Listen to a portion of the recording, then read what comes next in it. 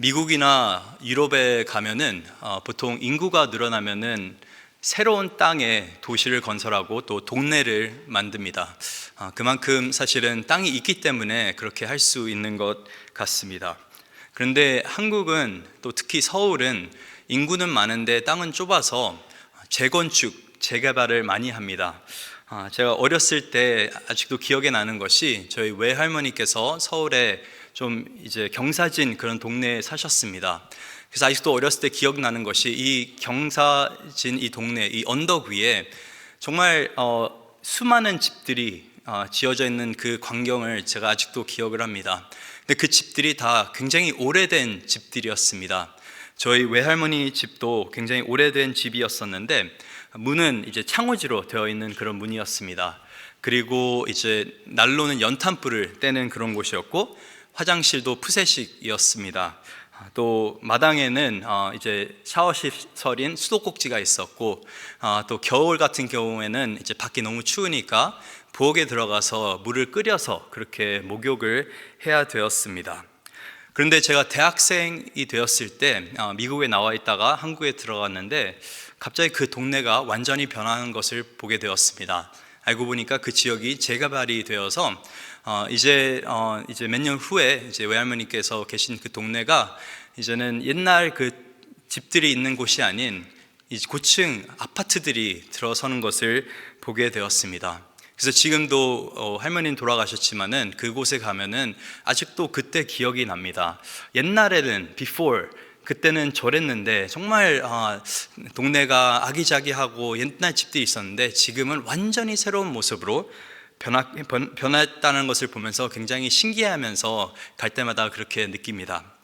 그런데 이런 동네가 바뀌는 것, 또 도시가 바뀌는 것보다 더 신기한 게 사람이 바뀌는 것 같습니다. 특히 화장을 할 때 사람이 굉장히 바뀌는 경우가 있는데, 물론 뭐 화장을 짙게 안 하시는 분들도 있지만은 제가 이제 메이크업 아티스트들이 보통 화장을 하는 걸 보면은, 아니면 결혼식 화장을 하는 걸 보면은 거의 뭐 변장 수준인 것 같습니다. 정말 얼굴에 있는 티, 그 모든 걸 다 지울 수 있고 완전히 사람의 이미지를 새롭게 만들어줍니다. 근데 이 화장보다 더 놀라운 것이 성형입니다. 제가 이제 한국에 있을 때 지하철역에서 좀 놀라웠던 것은 광고가 있는데 이 성형외과 광고들이 굉장히 많이 있었습니다. 그런데 굉장히 적나라하게 before, after 사진 두 개를 이렇게 비교해 놓고 한 광고들이 굉장히 많이 있었습니다. 그래서 정말 동일한 사람인가 싶을 정도로 그 기술이 굉장히 발달되어서 정말 사람을 아름답게 만들어 주는구나 라는 것을 깨닫게 되었습니다. 그래서 어떻게 보면은 동네가 새롭게 되고 도시가 새롭게 되고 사람도 새롭게 될 수가 있는데, 그런데 에베소서 2장에서 사도 바울이 이야기하고 있는 것이 이렇게 동네가 바뀌고 사람이 겉으로 바뀌는 것보다 더 놀라운 변화가 일어나는 것이 바로 복음 안에서 일어난다가 이 에베소서 2장의 핵심입니다. before 하고 after를 계속적으로 사도 바울은 비교하고 있는 것입니다. 그래서 2장 처음에 사도 바울은 우리가 예수를 알기 전 그 before 상태를 말해주고 있습니다. 그는 허물과 죄로 죽었던 너희를 살리셨도다. 그때 너희는 그 가운데서 행하여 이 세상 풍조를 따르고 공중의 권세 잡은 자를 따랐으니 곧 지금 불순종의 아들들 가운데서 역사하는 영이라. 전에는 우리도 다 그 가운데서 우리 육체의 욕심을 따라 지내며 육체와 마음에 원하는 것을 하여 다른 이들과는 같이 본질상 진노의 자녀였더니. 그래서 이 본문 안에 세 가지 키워드가 있습니다. 첫 번째는 우리가 죽었다라는 것입니다. 모든 사람이 허물과 죄로 인해서 죽은 상태였고, 또 더 나아가서 이 세상의 것과 또 하늘의 권세 잡은 자, 마귀를 쫓아 사는 불순종의 사람들이었다라는 것과 3절에 보니까 본질상 진노의 자녀였다. 이게 우리의 실체였던 것이었습니다. 예수를 알기 전에 우리는 정말 소망이 없는 죽음 가운데 살고 있던 그러한 사람들이었습니다. 근데 4절에 보니까 but, 이 영어 성경에는 but God로 시작이 됩니다. 긍휼이 풍성하신 하나님이 우리를 사랑하신 그 크신 사랑으로 인하여 허물로 죽은 우리를 그리스도와 함께 살리셨고, 또 6절에 보니까 또 함께 일으키시사 그리스도 예수 안에서 함께 하늘에 앉히시니, 또 8절에 너희는 그 은혜에 의하여 믿음으로 말미암아 구원을 받았으니 이것은 너희에게 난 것이 아니요 하나님의 선물이라. 그리스도 안에서 구원받은 백성은 그 before와 after가 완전히 달라지게 되는 것입니다. 그전에는 죽어있던 사람들이, 죄로 인해, 허물로 인해 죽어있던 사람들이 그리스도 안에서 살아나게 되는 것입니다. 또 그전에는 불순종의 삶을 살았다고 한다면은 이제는 하나님의 뜻대로, 하나님께서 원하시는 그대로 살 수 있는 것입니다. 그리고 이전에는 우리가 계속적으로 세상을 쫓아 살았다고 한다면은 이제는 복음의 삶을 살 수가 있는 것입니다. 그리스도 안에서 우리는 하나님께 가장 큰 선물, 구원이라는 선물을 받게 되는 것이고, 하나님께서 주시는 가장 큰 은혜, 그 복음의 은혜를 누리게 되는 것입니다. 그래서 어떻게 보면은 이 복음 안에는 참 소망이 있는 것 같습니다. 우리가 세상을 살아갈 때, 야, 저 사람은 진짜 안 변할 것 같아. 그 사람이 나의 배우자가 될 수도 있고, 그 사람이 나의 자녀가 될 수도 있고, 그 사람이 나의 직장 동료가 될 수도 있고, 그 사람이 그냥 나의 동네 이웃이 될 수도 있지만은 저 사람은 정말 변하지 않을 것 같아 라는 생각이 우리가 인간적으로 들 때 항상 우리는 에베소서 2장을 기억해야 되는 것입니다. Before and after. 하나님의 놀라운 은혜는 우리를 정말 죽을 수밖에 없는 우리를 살리시고, 또 정말 불순종의 삶을 살아갔던 우리를 순종의 삶으로 변화시켜 주시고, 또 우리를 완전히 새롭게 해주는 놀라운 능력이 있는 것입니다. 그리스도와 함께하는 자들은 더 이상 연약함 속에 사는 것이 아니라 그리스도의 강함으로, 그리스도의 능력으로 담대하게 살아갈 수 있습니다. 그리스도 안에 살아가는 사람들은 염려 속에 살지 않고 그리스도의 평화를 누리면서 살 수가 있습니다. 또 그리스도 안에 사는 사람들은 슬픔 가운데서도 참된 기쁨을 누리면서 살 수가 있습니다. 그리스도 안에 사는 사람들은 변하는 상황과 변하는 내 감정에 휘둘려 사는 것이 아니라 변하지 않는 하나님의 말씀을 붙잡으면서 늘 성령님과 동행하면서 나의 감정이 아닌 성령의 열매를 나타내면서 살 수가 있는 것입니다.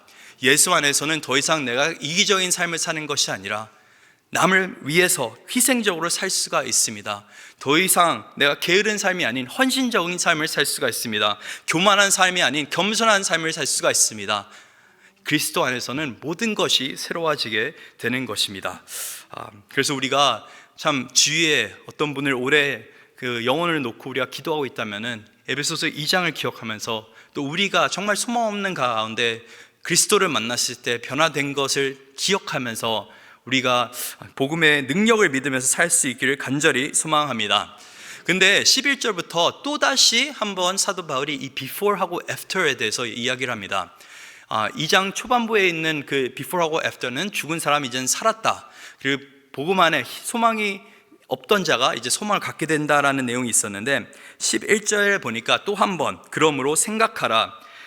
너희는 그때 예수를 알기 전에 그때 육체로는 이방인이요, 또 12절에 보니까 그때 너희는 그리스도 밖에 있었고 이스라엘 나라 밖의 사람이라 약속의 언약들에 대하여는 외인이요 세상에서는 소망이 없고 하나님도 없는 자이더니. 그래서 이 before, 이 예수를 알기 전에 또 다른 before는 그냥 내가 죄 가운데 죽어있는 사람이 아닌 하나님과 멀리했던, 밖에 있던 사람이었다라고 성경은 이야기합니다. 하나님도 없는 그런 삶을 살았고 소망도 없는. 근데 13절에 보니까 이제는 전에 멀리 있던 너희가 그리스도 예수 안에서 그리스도의 피로 가까워졌느니라. 멀리 있던 사람들이 이제는 가까워졌습니다. 13절에서 이야기하고 있는 그 내용은 4절에서 7절 사이에 언급되었던 그리스도와 함께하는 삶이 아닌, 그보다 더 나아가서 이제는 그리스도인들이 하나 된 삶을 산다라는 것을 나타내고 있는 것입니다. 전에는 멀리 있던 너희가, 지금 사도 바울은 이방인들한테 말하고 있는 것입니다. 정말 율법과는 상관없이, 하나님의 언약과 약속과는 상관없이 그냥 내 멋대로 살고 있던 너희가, 그렇게 밖에 있던 너희가 그리스도의 복음을 듣고 이제는 밖에서 사는 것이 아니라 하나님의 약속과 그 소망 안에서 살게 되었다라는 것입니다. 그리스도의 피로 너희가 가까워졌다. 그래서 단순하게 우리가 그리스도와 하나 된 것뿐만 아니라 그리스도 안에서 너희는 다른 사람들과 하나로 연합이 되었다라고 말하고 있는 것입니다. 그래서 이 before하고 after, 두 번째 before하고 after는 이제는 더 이상 내가 개인으로, 한 개인으로 이기적으로 살아가는 것이 아니라 새로운 몸 안에서 내가 산다고 성경은 우리에게 가르쳐주고 있습니다. 오늘 본문 14절입니다. 그는 우리의 평화이신지라 둘로 하나를 만드사 원수된 것 곧 중간에 막힌 담을 자기 육체로 허시고 법조문으로 된 계명의 율법을 폐하셨으니 이는 이 둘로 자기 안에서 한 세 사람을 지어 화평하게 하시고. 근데 이 세 사람은 16절에 보니까 또 십자가로 이 둘을 한 몸으로 하나님과 화목하게 하려 하심이라. 원수된 것을 십자가로 소멸하시고 또 오셔서 먼데 있는 너희에게 평안을 전하고 가까이 있는 자들에게 평안을 전하셨으니. 이게 말이 좀 어려울 수도 있는데 이 가까이 있는 사람들은 유대인들입니다. 또 먼데 있는 사람들은 이방인입니다. 그래서 17절에 보니까 이 두 사람에게 다 예수 그리스도가 평안을 피스를 그렇게 전달을 했는데, 근데 여기서 놀라운 것은 이 화목하게 된 것이 그냥 사람과 하나님 사이의 그 관계만 화목해진 것이 아니라 이제는 십자가로 인해서 정말 원수로 살았던, 정말 유대인은 이방인을 개처럼 취급했는데 이방인들은 계속적으로 유대인들을 군림하려고 그렇게 괴롭혔는데 이제는 원수 되었던 너희가 하나가 되었다라는 것입니다. 그냥 다른 사람 정도가 아니라 그렇게 너희가 서로를 싫어하고 미워하고 정말 거리를 두며 살았는데 그렇게 멀리 있던 너희가 이제는 하나가 된 것이, 그게 복음의 역사다라고 성경은 말하고 있습니다. 우리가 십자가로 인해서 유대인이든지 이방인이든지 로마인이든지 중국인이든지 한국인이든지 미국인이든지 다 상관없이 우리가 하나님을 믿는다고 한다면 그리스도 안에서 우리는 한 세 사람, 그냥 세 사람이 되는 것뿐만 아니라 새로운 피조물이 되는 것뿐만 아니라 한 세 사람, 교회의 몸이 되는 것입니다. 그래서 오늘 이 본문을 통해서 제가 전하고자 하는 메시지는 굉장히 단순합니다. 그리스도의 복음은 그리스도인들을 하나로 만들어줍니다. 그리스도의 복음은 그리스도인들을 그냥 서로 어느 정도 이해하면서 살아가는 정도가 아니라 완전히 하나로 묶어주는 것입니다. 그리스도인들이 하나로 살아가는 그 공간이 바로 공동체, 교회 공동체인 것입니다. 교회라고 하는 것은 우연히 사람의 생각으로, 사람의 뜻으로, 사람의 필요로 인해서 지어진 곳이 절대 아닙니다. 신약 성경에 교회라고 하는 단어가 이 복음서 안에 딱 두 번 등장하게 되는데 가장 처음 등장한 것이 바로 마태복음 16장. 이 베드로가 주는 그리스도시요 살아계신 하나님의 아들이시라 라고 고백한 후에 예수님께서 그 이야기를 듣고 이렇게 말씀하시죠. 베드로야, 이 반석 위에 내가 내 교회를 세우겠다라고 말씀하셨습니다. 이 교회는 하나님께 속한 것입니다. 그리스도가 교회의 주인이 되십니다. 그리고 그리스도께서 교회를 세워나가는 것입니다. 이렇게 하나님의 놀라운 계획과 약속과 하나님의 성취 속에서 교회는 탄생하게 되는 것입니다. 그래서 교회는 우연히 그냥 탄생한 것이 아닙니다. 많은 사람들이 교회의 시작을 사도행전 2장 오순절날 성령님께서 오신 그 사건을 가지고 교회가 탄생했다고 이야기를 하는데, 그 교회가 탄생한 곳이 어디입니까? 예루살렘입니다. 근데 예루살렘의 이름의 뜻을 혹시 알고 계십니까? 이 예루살렘이라고 하는 것은 두 단어가 합쳐져 있는 것인데, 이 예루라고 하는 것은 터라는 뜻입니다. 그리고 살렘은 샬롬, 평화의 뜻입니다.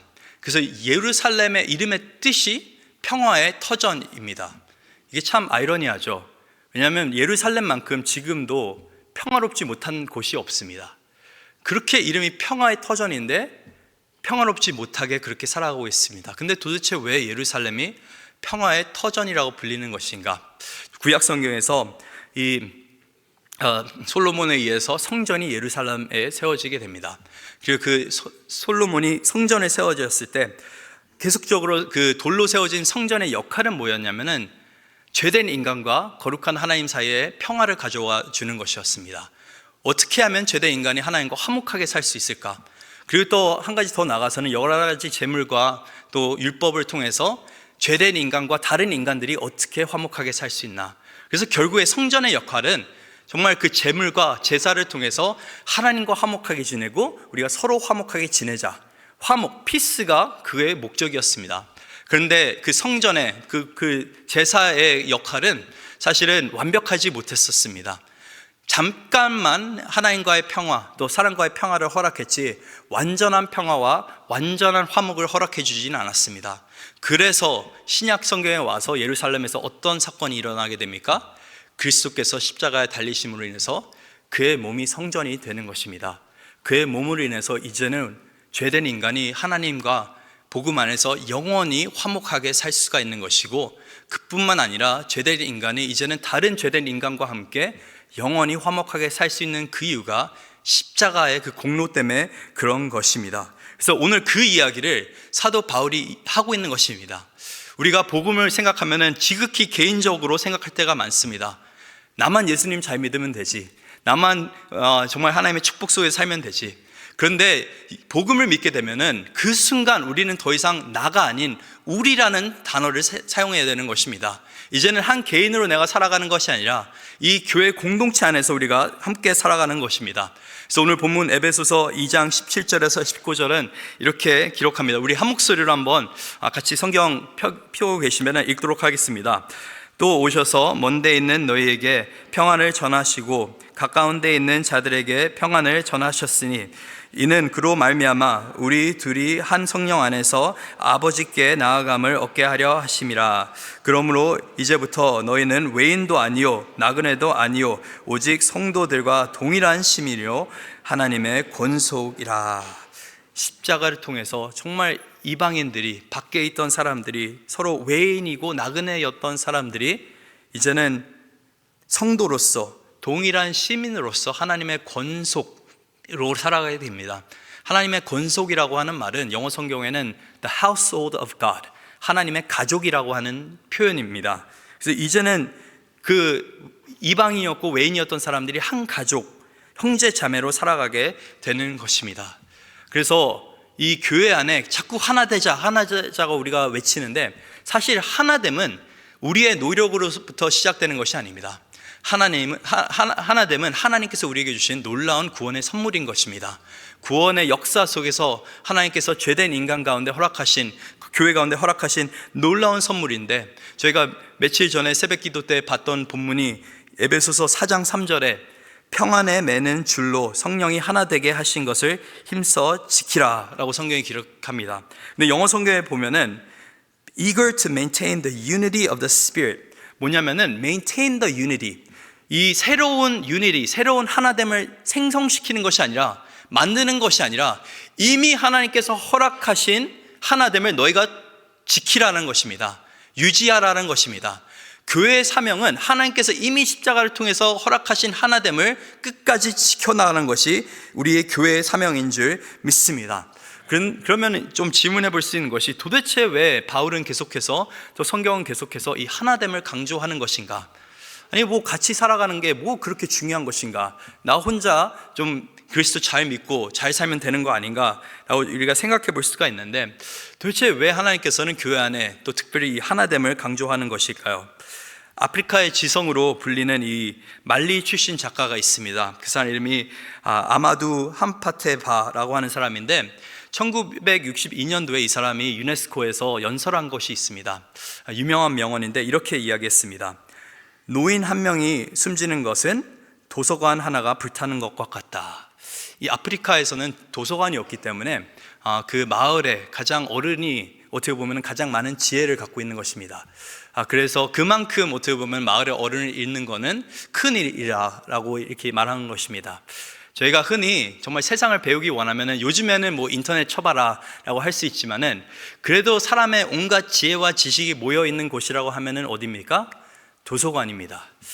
그래서 도서관에 가면은 사람의 온갖 지혜를 우리가 누릴 수가 있게 되는 것인데, 그런데 하나님 말씀 안에서 이 선포되고 있는 것이, 하늘의 지혜를 우리가 누리기 원한다면은, 하나님의 지혜, 그 온갖 지혜를 알기 원한다면은 우리는 도서관이 아닌 교회로 가야 된다고 성경은 말하고 있습니다. 이 에베소서 3장 10절에 보면은 이런 말씀이 있습니다. 이는 이제로 교회로 말미암아 하늘에 있는 통치자들과 권세들에게 하나님의 각종 지혜를 알게 하려 하심이니, 교회로 말미암아, through the church, 교회를 통해서 하나님의 계획이, 하나님의 그 각종 지혜, 그 놀라운 지혜, 세상에서는 찾아볼 수 없는 지혜, 솔로몬에게 허락하신 그 놀라운 구약의 그 지혜가 이제는 교회를 통해서 하나님께서 이 땅 가운데 그냥 사람들이 아닌 통치자들과 권세자들에게 선포하시겠다라는 것이 하나님의 대단한 계획입니다. 이게 믿어지십니까? 우리는 교회가 뭐 힘이 있나, 교회가 무슨 빽이 있나, 우리가 그냥 조용히 신앙생활 하면 되지 하는데, 하나님이 갖고 계신 교회에 대한 생각과 계획은 우리가 생각하는 것과는 차원이 다릅니다.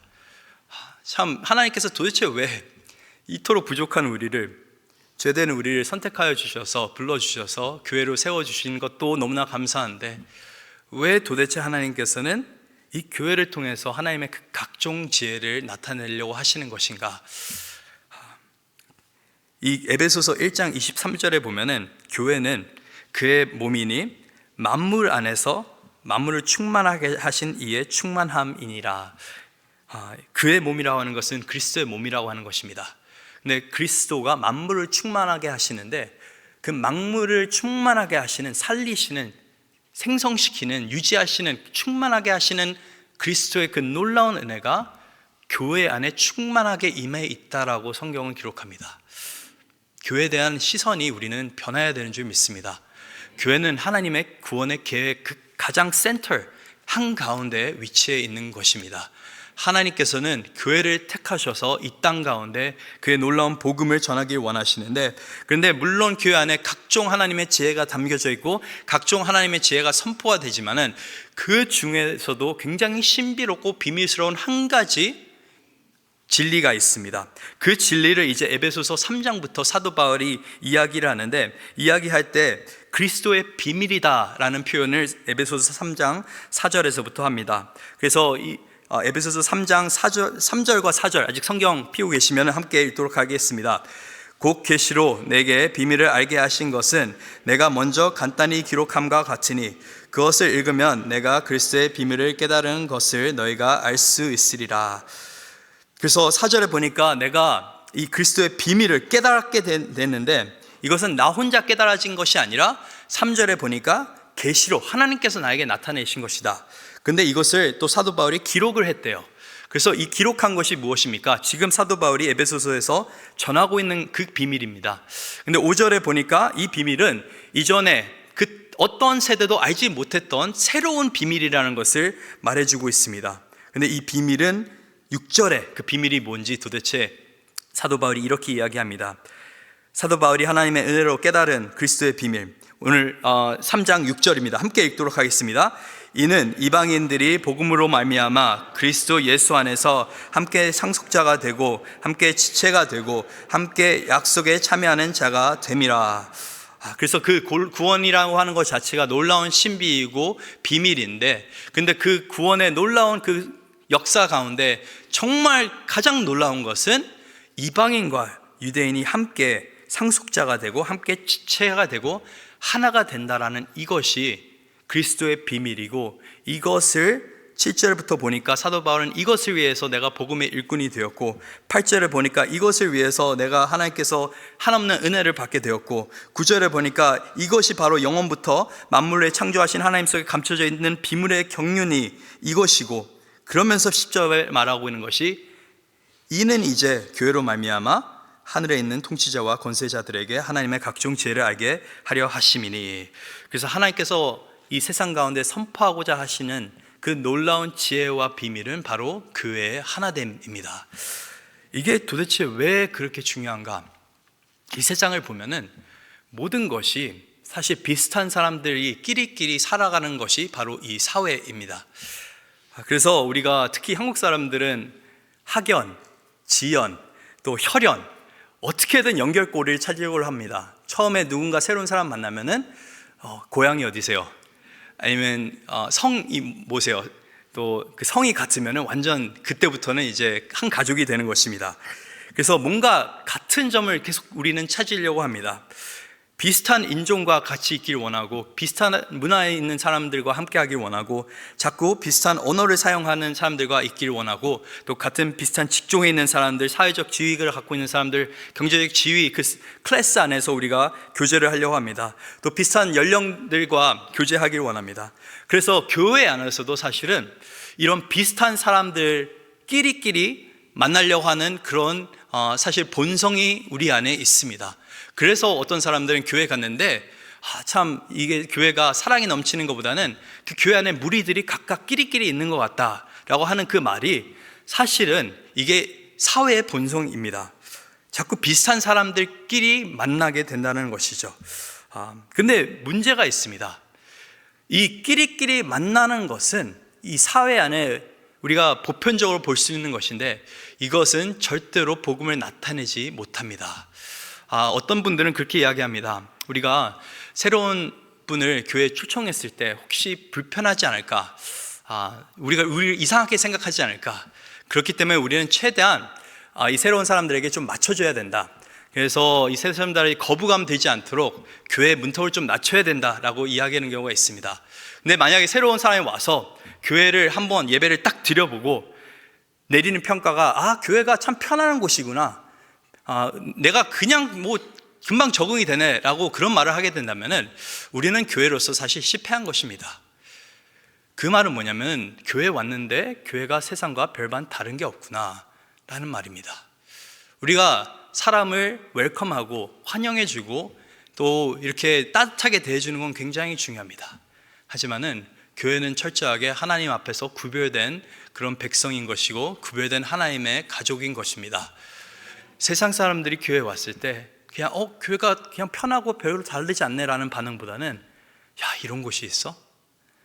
아니 이렇게 다양한 사람들이 있는데 어떻게 서로 사랑하지? 어떻게 서로 이렇게 한 곳에 있지? 아니 도대체 이 사람들은 뭐 때문에 이렇게 하나 되길 원하지? 라는 그 질문을 던질 수 있기를 간절히 소망합니다. 어떤 분들은 그렇게 이야기합니다. 특히 저희가 이제 몇 년 전에 유스아이들을 EM 예배랑 함께 드리는 걸 결정을 내렸습니다. 그때 좀 들었던 피드백이 뭐였냐면은 유스아이들은 유스아이들끼리 있는 걸 좋아합니다. 청소년 아이들은 청소년끼리 있어야지 좀 재밌고 즐겁죠. 맞는 말입니다. 재미있고 즐거우려면은 청소년들은 청소년 아이들과 함께 있어야 됩니다. 하지만 청소년 아이들이 거듭나기 원한다면은 믿음의 선배들이 있어야 되는 것이고 자기보다 더 성숙한 신앙인들을 볼 수 있어야 되는 것이고 교회 안에 같이 섞여 있어야 되는 것입니다. 청년들도 마찬가지입니다. 어떤 경우에는 청년들은 청년끼리 모여야지 재밌습니다 라고 하는 경우가 있습니다. 근데 그 당시에는 재밌을 수가 있는데 문제는 뭐냐면 그 청년 모임이 다른 나의 친구들과의 모임과 전혀 다르지 않게 흘러가게 된다는 것입니다. 우리가 목장도 비슷합니다. 사실 목장이 나랑 비슷한 사람들만 모여 있다고 한다면은 그 목장은 어떻게 보면은 복음 없이도 존재할 수 있는 사적인 모임이 되는 것입니다. 나의 인간관계는 복음 때문에 존재합니까? 아니면 복음 없이도 사실 존재할 수 있는 그런 관계인 것입니까? 복음이라 하는 것이 내 인간관계에 있어서 중심이 되는 것입니까? 아니면 그냥 더해지는 것입니까? 우리가 생각해 볼 필요가 있습니다. 우리가 서로 불편함을 감수하고서도 내가 평소에 정말 어떻게 보면은 잘 세상으로 나갔으면은 전혀 말 한마디 안 섞을 만한 사람들이 교회 안에서 한 가족이 되고 형제가 되는 그것 자체가 복음의 놀라운 역사인 줄 믿습니다. 초대교회는 충격적인 공동체였습니다. 그 이유가 교회를 갔더니 유대인과 이방인이 함께 예배를 드린 것입니다. 부자와 가난한 자들이 서로의 것을 나누면서 부족함 없이 살아가는 것입니다. 거기에는 과부도 있고 고아도 있고 사회적으로 소외됐던 사람들이 사랑을 받는 곳이 바로 교회였습니다. 심지어는 종과 주인 관계에 있던 사람들이 한 곳에서 예배 드리는 곳, 세상에서는 볼 수 없는 파격적인 인간관계를 가지고 있는 그곳이 바로 교회였습니다. 그곳에서 사람들은 세상에서는 볼 수 없는 초자연적인 사랑과 하나됨을 보게 되는 것입니다. 근데 이 초자연적인 하나됨과 사랑이 결국에는 우리를 예수 그리스도로 우리의 시선을 예수 그리스도로 보내주는 것입니다. 왜냐하면 이 초자연적인 사랑은 결국에는 어떻게 이루어지는 것입니까? 하나님께서 거룩하신 하나님이 죄된 인간을 사랑한 것 자체가 초자연적인 사랑인 것입니다. 세상에서는 볼 수 없는 비현실적인 사랑이 바로 하나님의 사랑인데 그 비현실적인 사랑이 가득하게 나타내는 곳이 교회라고 한다면은 정말 이런 곳이 있다고 한다면은 정말 그런 하나님도 계실 수 있겠구나라는 생각이 들지 않겠습니까? 그래서 올 한 해 우리가 우리의 사랑이 지난번 수요예배 때 설교했을 때는 좀 사랑이 우리가 더욱더 그리스도를 닮아가는 서로에 대한 사랑이 좀 깊어졌으면 좋겠다고 얘기했는데, 오늘은 우리의 사랑이 좀 넓어졌으면 좋겠습니다. 우리의 인간관계가 좀 넓어졌으면 좋겠습니다. 목장 식구들을 깊이 사랑하는 것도 굉장히 중요한데, 목장 식구들은 거기서 시작인 것입니다. 내 목장 식구들은 당연히 사랑해야 되는 것이고, 더 나가서 정말 내가 이전에는 한 번도 말 섞지 않은 분들과 밥 한 끼도 할 수 있는 것이고, 같이 봉사를 하면서 교제를 할 수 있는 것이고, 더 나가서 우리가 세대를 뛰어넘고 언어를 뛰어넘어서도 교제할 수 있기를 간절히 소망합니다. 어떤 경우에는 저는 사실 교회 안에서 가장 행복한 순간이 언제냐면은 이제 바나바실에서 밥을 먹는데 같이 저희 KM 성도님들과 일한 다음에 같이 밥 먹을 때 저는 굉장히 행복합니다.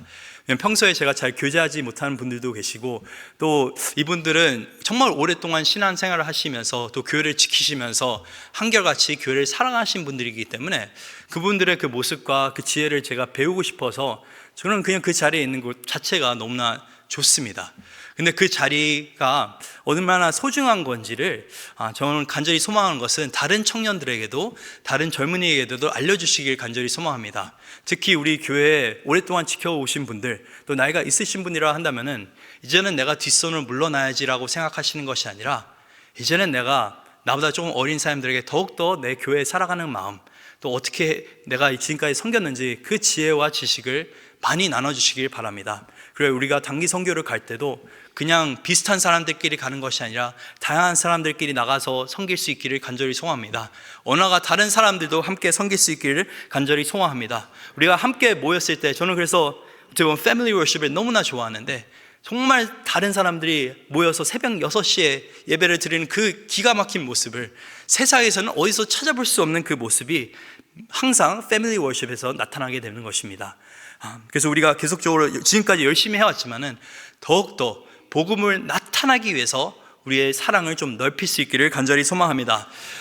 잘 아시는 것처럼 이 제이콥이 한 달 넘게 지금 병원에 있습니다. 근데 아직까지도 저는 제이콥이 좀 쓰러진 날이 기억이 나는데, 제가 저녁 때쯤에 전화를 받았었습니다. 그래서 이제 제니퍼의 이제 라이프그룹 리더한테, 소그룹 리더한테서 전화를 받았는데 지금 제이콥이 응급실에 있다라는 이야기를 들었습니다. 그래서 가가지고 갔었는데, 그때 당시만 하더라도 저희가 정확하게 제이콥의 상황이 어떤지를 잘 알지 못했었습니다. 단순히 이제 의식을 잃어가고 있고 좀 위급한 상황이라는 것을 알았었는데, 근데 그 이야기를 이제 기도 제목으로 이제 저 목장 카톡에다가 올린 것입니다.